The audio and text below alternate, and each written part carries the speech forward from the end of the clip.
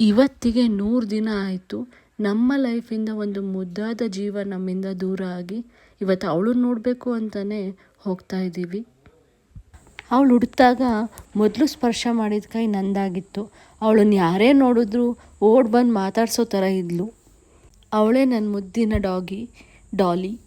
ಚಿಕ್ಕದ್ರಿಂದನೂ ನನ್ನ pet lover ಆಗಿದೆ. So ನಾನು ಮದುವೆ ಆಗಿ ಮೊದಲನೇ ಸರಿ ನಮ್ಮ ಮನೆಗೆ ತಂದಿದ್ದು ಗೋಲ್ಡನ್ ರಿಟ್ರೀವರ್ ಫೀಮೇಲ್ ಡಾಗ್. ಅವಳ ಹೆಸರು ಸ್ನೂಫಿ ದೊಡ್ಡವಳಾಗಿ 1.5 ವರ್ಷ ಇದ್ದಾಗ 4 ನಾಯಿ ಮರಿ ಹಾಕ್ತಾಳೆ. 2 ಗಂಡು 2 ಹೆಣ್ಣು. ಆ 4 ನಾಯಿ ಮರಿಗಳಲ್ಲಿ ನನಗೆ ತುಂಬ ಇಷ್ಟ ಆಗಿದ್ದು ಡಾಲಿ.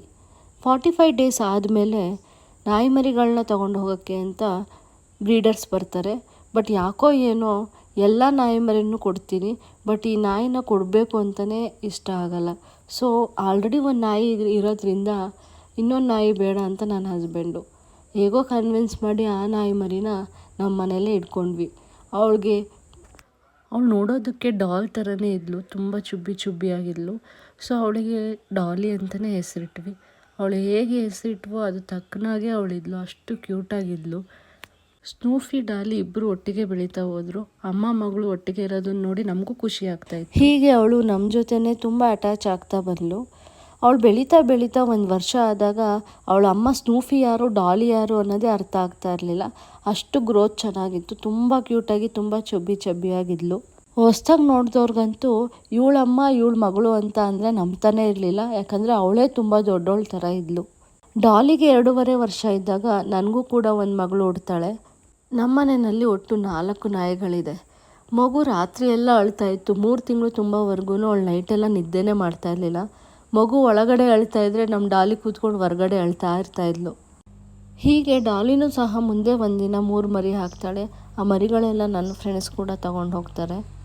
ಅವಳಿಗೆ 4 ಇಯರ್ಸ್ ಇದ್ದಾಗ ಅವಳ ಮೈ ತುಂಬ ಟಿಕ್ಸ್ ಆಗಿಬಿಟ್ಟಿರುತ್ತೆ. ಇಮಿಡಿಯೇಟಾಗಿ ನಾವು ಅವಳನ್ನ ಹಾಸ್ಪಿಟಲ್ ಕರ್ಕೊಂಡು ಹೋಗ್ತೀವಿ. ಸೊ ಅವಳಿಗೆ doctor first medicated bath suggest ಮಾಡ್ತಾರೆ.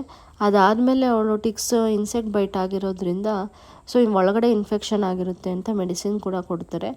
ಅದೆಲ್ಲ ಕೊಟ್ಟಾದಮೇಲೆ ಅವಳು ಚೆನ್ನಾಗಿ ನೀಟಾಗಿ ಕ್ಲಿಯರಾಗಿ ನಾರ್ಮಲಾಗೆ ಓಡಾಡ್ಕೊಂಡಿದ್ಲು. ಬಟ್ ಒಂದು 3 ಮಂತ್ಸ್ ಆದಮೇಲೆ ತುಂಬ ಡಲ್ ಆಗೋಕ್ಕೆ ಸ್ಟಾರ್ಟ್ ಆದಳು ಮತ್ತು ತುಂಬ ಫ್ಯಾಟಿನೂ ಆದಳು. ಸೊ ಅವಳು ಹುಡ್ತಾಗಿಂದನೂ ಅವಳು ಅದೇ ಥರ ಅವಳ ಬಾಡಿ ನೇಚರ್ ಆಗಿರೋದ್ರಿಂದ ನಾವು ಸಹ ಅದು ನಾರ್ಮಲಾಗಿ ಏನೂ ಸೀರಿಯಸ್ ಅಂತ ಕನ್ಸಿಡರ್ ಮಾಡಲಿಲ್ಲ. ಅದಾದಮೇಲೆ ಸ್ವಲ್ಪ ದಿನ ಆದಮೇಲೆ ಗೊತ್ತಾಯಿತು ಅವಳು ಕನ್ಸೀವ್ ಆಗಿದ್ದಾಳೆ ಅಂತ.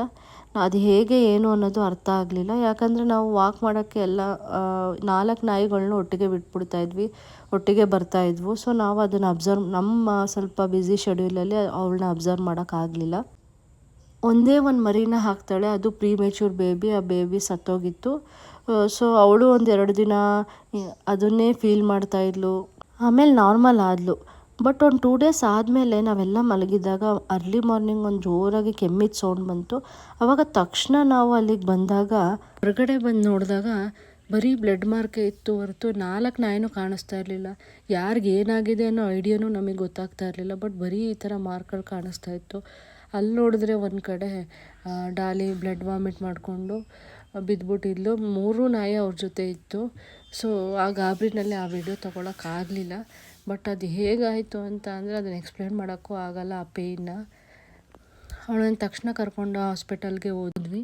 ಡಾಕ್ಟ್ರು ಅಲ್ಲಿ ಸ್ಕ್ಯಾನಿಂಗು, ಎಕ್ಸ್ರೇ, ಬ್ಲಡ್ ಟೆಸ್ಟು ಎಲ್ಲ ಕೂಡ ಹೇಳಿದ್ರು. ಹೇಗಾಗಿ ಅವತ್ತಿನ ಸಿಚುವೇಶನ್ ಆಗಿತ್ತು ಅಂದರೆ ನನ್ನ ಸ್ವಂತ ಮಕ್ಕಳಿಗೆ ಏನಾದರೂ ಆಗಿದ್ರೆ ಎಷ್ಟು ಆತಂಕ ಇರ್ತಿತ್ತು, ಎಷ್ಟು ಪೇಯ್ನ್ ಆಗ್ತಾಯಿತ್ತು, ಎಷ್ಟು ಟೆನ್ಷನ್ಸ್ ಇರ್ತಾಯಿತ್ತು, ಅದೇ ರೀತಿ ಆಗಿತ್ತು. ಬಟ್ ಅವತ್ತು ನಾನು ಅವಳು ಫುಲ್ ವೀಡಿಯೋನ ತೊಗೊಳಕ್ಕಾಗಲಿಲ್ಲ. ಟೆನ್ಷನ್ನಲ್ಲಿ ವೀಡಿಯೋ ಮಾಡೋಕ್ಕೂ ಆಗಲಿಲ್ಲ. ಜಸ್ಟ್ ಇಷ್ಟು ಮಾತ್ರ ನಂಗೆ ಮಾಡೋಕ್ಕೆ ಸಾಧ್ಯ ಆಗಿದ್ದು. ಅದಾದಮೇಲೆ ಇಮಿಡಿಯೇಟಾಗಿ ನಾವು ಹೋದ್ವಿ. ಎಲ್ಲ ಥರ ಮಾರ್ನಿಂಗಿಂದ ಎಲ್ಲ ಥರ ಟೆಸ್ಟ್ ಮಾಡಿ 4:30ಗೆ ಡಾಕ್ಟರ್ ರಿಪೋರ್ಟ್ ಕೊಡ್ತಾರೆ. ಅವ್ರು ಹೇಳಿದ್ದು ಅವಳಿಗೆ ಬಾಡಿನಲ್ಲಿ ಟ್ಯೂಮರ್ ಇದೆ ಅಂತ. ಸೊ ನಮಗೆ ಸಡನ್ನಾಗಿ ಚಾರ್ಲಿ ಮೂವಿ ನೆನಪಾಗೋಯ್ತು. ಬಟ್ ಏನೂ ಗೊತ್ತಿಲ್ಲ, ಅಷ್ಟು ಹೆಲ್ದಿಯಾಗಿ ಇದುವರೆಗೂ ಯಾವ ಸಿಮ್ಟಮ್ಸು ಅವಳಿಗೆ ಕಾಣಿಸ್ಲಿಲ್ಲ. ಯಾಕೆ ಹೀಗಾಯಿತು ಅನ್ನೋ ರೀಸನು ನಮಗೆ ಗೊತ್ತಾಗಲಿಲ್ಲ. ಬಟ್ ಅವಳು ಮತ್ತೆ ಬ್ಲಡ್ ವಾಮಿಟ್ ಮಾಡಲಿಲ್ಲ. ಸೊ ಏನೂ ಪ್ರಾಬ್ಲಮ್ ಇಲ್ಲ, ಕರ್ಕೊಂಡೋಗಿ ಮೆಡಿಸಿನ್ಸ್ ಕೊಡ್ತೀನಿ, ಫಾಲೋ ಅಪ್ ಮಾಡಿ ಹುಷಾರಾಗುತ್ತೆ. ಬ್ಲಡ್ ವಾಮಿಟ್ ಇನ್ನೂ ಆಗಿಲ್ಲ ಅಂದರೆ ಏನೂ ಪ್ರಾಬ್ಲಮ್ ಇಲ್ಲ ಅಂತ ಡಾಕ್ಟ್ರು ಕೂಡ ಹೋಪ್ಸ್ ಕೊಟ್ಟರು. ಸೊ ಅಲ್ಲಿಂದ ಈವ್ನಿಂಗ್ ಅವಳನ್ನ ಮನೆಗೆ ಕರ್ಕೊಂಡು ಬರ್ತೀವಿ. ಮನೆಗೆ ಬಂದಾಗ ನಾರ್ಮಲಾಗೆ ಊಟ ತಿಂದ್ಕೊಂಡು ಚೆನ್ನಾಗೇ ಇದ್ಲು. ನೆಕ್ಸ್ಟ್ ಡೇ ಕೂಡ ನಾರ್ಮಲಾಗೇ ಇದ್ಲು. ಬಟ್ ನನ್ನ ಮಗಳ ಹತ್ರ ಬಂದು ಅವಳು ಅಳ್ತಾ ಇದ್ಲು. ಬಟ್ ಏನು ಹೇಳ್ಕೋಬೇಕು ಅಂತ ಇದ್ಲು ಅನ್ನೋದೇ ಅರ್ಥ ಆಗಲಿಲ್ಲ. ಬಟ್ ಅವಳು ಪೇಯ್ನ್ ಇತ್ತು ಏನಿತ್ತು ನಮ್ಗೆ ಆ ಫೀಲ್ನ ತೊಗೊಳಕ್ಕಾಗಲಿಲ್ಲ. ಹಾಸ್ಪಿಟಲಿಂದ ಬಂದಮೇಲೆ ಒನ್ ಡೇ ಫುಲ್ ಚೆನ್ನಾಗೇ ಇದ್ಲು. ಅದ್ರ ನೆಕ್ಸ್ಟ್ ಡೇ ಅರ್ಲಿ ಮಾರ್ನಿಂಗ್ ಅವಳು ನಮ್ಮನ್ನೆಲ್ಲ ಬಿಟ್ಟು ಹೋದ್ಲು. ಏನೂ ಸೌಂಡ್ ಇಲ್ಲ ಏನಿಲ್ಲ. ಕೇಜಲ್ಲಿ ಹೇಗೆ ಮಲಗಿದ್ಲು ಅದೇ ರೀತಿ ಮಲ್ಕೊಂಡಂಗೆ ಅವಳ ಬಾಡಿ ಇತ್ತು. ಡಾಕ್ಟ್ರು ಹೇಳಿದ್ರು ರೀಸನ್ ತಿಳ್ಕೊಬೇಕಂದ್ರೆ ಪೋಸ್ಟ್ಮಾರ್ಟಮ್ ಮಾಡಿ ಅಂತ. ಸೊ ಬೇಡ, ಈಗ ಆಲ್ರೆಡಿ ಅವಳು ಪೇಯ್ನ್ ಅನುಭವಿಸಿರೋದು ಸಾಕು.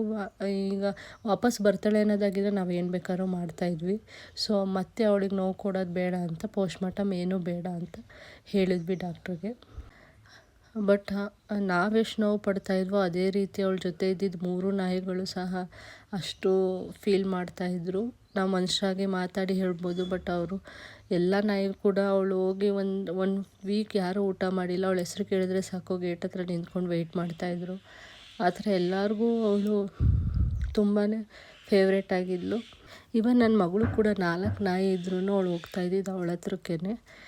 ಡಾಲಿ ಅಂದರೆ ಸಾಕು. ಈಗಲೂ ನಮ್ಮ ಫಾರ್ಮ್ ಹತ್ರ ಹೋದರೆ ಅವಳು ಎಲ್ಲಿ ಮಣ್ಣು ಮಾಡಿದ್ವಿ ಅದನ್ನು ತೋರಿಸ್ತಾಳೆ. ಅವಳನ್ನು ತುಂಬ ಮಿಸ್ ಮಾಡ್ಕೋತೀವಿ. ಮರೀಲಿ ಹೇಗಿದ್ಲು ನೋಡಿ ನಮ್ಮ ಡಾಲಿ.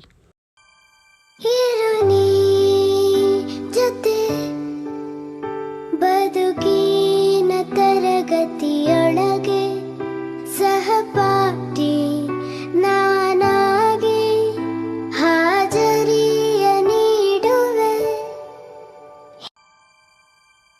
ಇರುನಿ ಜೊತೆ ಬದುಕಿನ ತರಗತಿಯೊಳಗೆ ಸಹಪಾಠಿ ನಾನಾಗಿ ಹಾಜರಿಯ ನೀಡುವೆ. ಹಿಂಬಾಲಿಸಿ ನಾನೇ